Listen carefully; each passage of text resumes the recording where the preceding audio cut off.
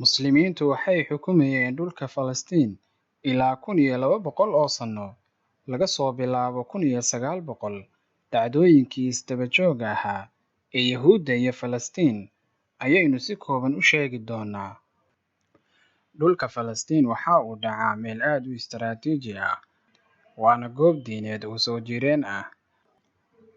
Horaantii 1900 waxaa ku wada noolaa Muslimiin boqolkiiba 85 ahaa, Yahuud iyo Kiristaan boqolkiiba 15 ka ahaa dhulkaasi.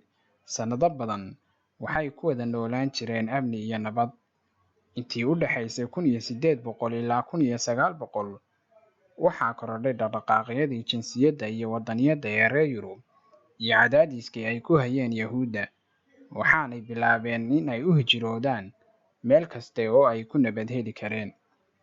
1896 suxufi Yahuudi ah oo lagu magacaabo Theodor Herzl ayaa waxa uu qoray buug kaasi oo uu ugu yeedhayo Yahuudda ku kala fiirsan adduunka daafihiisa in lagu kulmiyo hal wadan.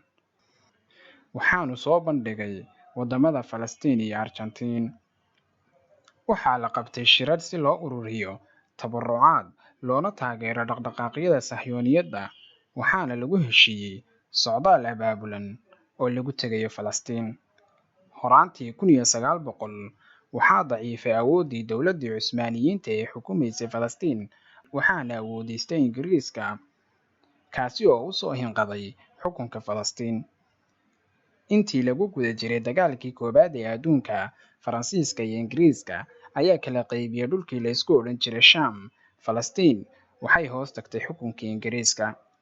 1917 Ingiriisku wuxuu u ballan qaaday Yahuudda inuu ku caawin doono hayaanka ay ku imanayaan dhulka Falastiin.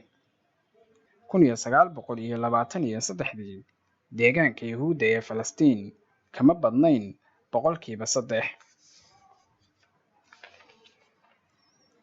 Kadib socdaalkii Yahuudda ee joogtada ahaa 1931 Yahuudda Falastiin waxay noqotay 17%. Yahuuddii tirada badnayd ee soo galaysa Falastiin ee ka imanaysa Yurub waxay sababatay dhibaatooyin iyo isku dhacyo badan, waxaana 1936 ilaa 1939 qarxay kacdoonkii Falastiin. 1947 Yahuudda Falastiin waxay noqotay 31%. Sanadkii xigay Ingiriisku waxa uu isaga baxay Falastiin kadib markii uu ku beeray Yahuud intaa le'eg, waxaana dhacay dagaalkii Muslimiinta iyo Yahuudda u dhaxeeyay ee wadamada Carabta. Balse nasiib darro waxaa guulaystay Yahuudda, waxaanay ku fideen ilaa 78% dhulka Falastiin, waxaanay dhiseen dowlad kuna magacaabeen Israa'iil. Isla sanadka waxay qabsadeen qaybta galbeed ee Qudus, halka qaybta barina ay hoos tegaysay Urdun. Waqtiga Israa'iil waxaa aqoonsaday Mareykanka, waxaa sidoo kale dowlad madax bannaan u aqoonsaday Qaramada Midoobay oo ay isla waqtigaa ku biirtay. 1967 waxay Yahuuddu dagaal ku qaadeen wadamadii jaarka ahaa, waxaanay wada qabsadeen dhulkii Falastiin. Xataa Masar, Libnaan iyo Syria waxay ka qabsadeen dhulal sida Siinaa iyo Golan. Waqtigaas Israa'iil waxay bilowday inay dhisto deegaano daanta galbeed iyo marinka Gaza ah. Masar iyo Syria waxay bilaabeen dagaal ka dhan ah Israa'iil Oktoobar 1973 waxaanay burburiyeen khadadkii difaaca ee Israa'iil.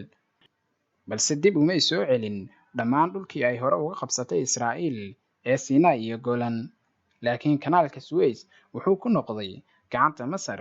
Sidoo kale magaalada Quneitra waxay dib ugu noqotay Suuriya. Israa'iil waxay qabsatay qaybo ka mid ah koonfurta Lubnaan 80-aadkii, Masarna 1978 ilaa 1979 waxay Israa'iil la gashay heshiisyo nabadeed, waxaanay dib ula soo noqotay Siinaa. 1987 waxaa dhacay intifaadadii Falastiiniyiinta ee dhagax tuurka, waxaana ka qayb galay badi dadkii reer Falastiin, rag iyo dumarba. 1993 ururkii xoreynta Falastiin ayaa heshiis nabadeed la saxeexday Yahuudda kaasi oo ay ku aqoonsatay Israa'iil. Heshiiskaas kadib, Falastiin waxay ka tanaasuli doontaa boqolkiiba 78 ka mid ah dhulkeedii. Taa beddelkeeda, Falastiiniyiintu waxay yeelan doonaan ismaamul gaar ah oo aagga daanta galbeed iyo marinka Gaza ah. Sanadkii ka dambeeyay, Urdun waxay la saxeexatay Yahuudda Israa'iil heshiis nabadeed. Kadib cadaadiskii xoogagga iska caabinta Lubnaan ee Xisbullah, Israa'iil waxay ka baxday koonfurta Lubnaan. Sannadii 2000 waxaa dhacay kacdoonkii labaad ee loo yaqaanay Al-Aqsa Intifada ilaa 2005. Kadib cadaadiskii iska caabinta marinka Gaza, Yahuuddu waxay ka baxeen aaggaas waxayna u faarujiyeen Falastiiniyiinta. 2006 kadib 10 sano oo cunaqabatayn ah, Xamaas waxay gashay doorasho sharci ah markii u horeysay waanay ku guuleysatay, balse lama aqoonsan oo dib ayaa loo qaadacay. Isla sanadka, Israa'iil waxay dagaal ku qaaday xoogagga Xisbullah ee koonfurta Lubnaan si ay u laciifiso iska caabinta, balse waa ay ku guuldareysatay. 2007 Xamaas waxay xoog kula wareegtay marinka Gaza isfahan la'aan ay ka tirsanaysay hay-adaha qaranka cusub ee Falastiin awgeed. Israa'iilna waxay 2008 ilaa 2009 dagaal aanay ku guuleysan ku qaaday marinka Gaza si ay u cabiriso Xamaas. Dhacdooyinkii dhacay waqtiyada aynu soo xusnay hoos ugumaynu dhaadhicin oo waxaynu kor maraynaa uun siday u kala dambeeyeen iyo si aynu faham guud uga qaadanno qadiyadda Filistiin. 2010 waxaa dib u bilowday wadahadalladii iyo heshiisiintii Xamaas iyo Fatah, iyo sidoo kale wadahadalladii nabadeed ee Israa'iil iyo qaranka Falastiin, inkastoo aanay noqon kuwo guuleysta. Noofambar 2012 Israa'iil waxay qaaday weeraro iyo duqeymo ay ka geysanaysay marinka Gaza, waxaanay ku weeraraysay mid ka mid ah hogaamiyayaasha Xamaas, balse waxay dhaawacyo iyo dhimashaba ka soo gaadheen dadkii rayidka ahaa ee aaggaas deganaa.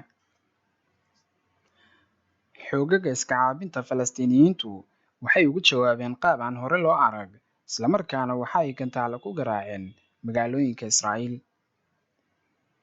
Kusii dheeraan mayno sanadihii ka dambeeyay 2010 oo waxaa jiray dhacdooyinkii gowgii Carabta oo saameyn togan iyo tobanba ku lahaa guud ahaan siyaasadda Israa'iil iyo qadiyadda Filistiin. Waxaa jiray isku dhacyo u dhexeeyay booliska Israa'iil iyo Falastiiniyiinta. 2017 Trump, madaxweynihii Mareykanka, ayaa Qudus u aqoonsaday caasimadda Israa'iil. Taasina waxay kicisay Falastiiniyiinta. Dhacdooyinka, dilalka iyo dulmiga Yahuuddu marba marka ka sii dambaysa wuu sii kordhayay. 350 qof ayaa la diiwaangeliyey intii u dhaxaysay bishii Maarch 2018 ilaa 2019 oo ku dhintay weeraro ay qaadeen ciidanka Israa'iil.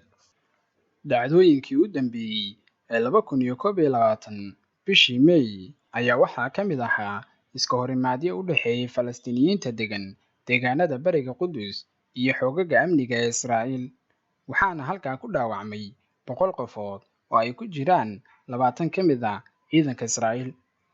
Isku dhacyadaasi waxay socdeen ilaa bishii Ramadaan, waxaanay ahayd xilli maamulka Israa'iil ay ku hanjabeen inay qoysaska Falastiiniyiinta ee degan xaafadda Sheekh Jarraax ee bariga Qudus ay ka cayrin doonaan guryahooda. Jimcihii u dambeeyay ee Ramadaanka ayaa 10,000 oo Falastiiniyiin ah iskugu yimaadeen masjidka Al-Aqsa si ay u gutaan salaada Jimcaha, balse booliska Yahuudda ayaa weeraray iyagoo u isticmaalaya rasaasta caagga iyo sunta dadka ka ilmaysiisa, waxaana la dhaawacay ilaa 205 qof oo Falastiiniyiin ah. Dhacdadaasi waxay socotay ilaa 3 cisho, in ka badan 700 oo qof oo Falastiiniyiin ah ayaa dhaawacyo ka soo gaadheen. Xoogagga iska caabinta Gaza ayaa bilowday inay weeraro ka fuliyaan dhulka Israa'iil, iyadoo Israa'iilna ugu jawaabtay weeraro la mid ah. Habeenadii ugu dambeeyay, xoogagga Xamaas waxay duqeymo culus ka geysanayeen gudaha Tel Aviv iyo dhulka kale ee Israa'iil. Guud ahaan, barnaamijkeenii inta ayaa uu ku eegyahay. Sidaan hore u sheegnayna hoos ugumaynu dhaadhicin dhacdooyinka, balse waxay tahay un guud mar si aan u ogaano qadiyadda Qudus iyo Falastiin.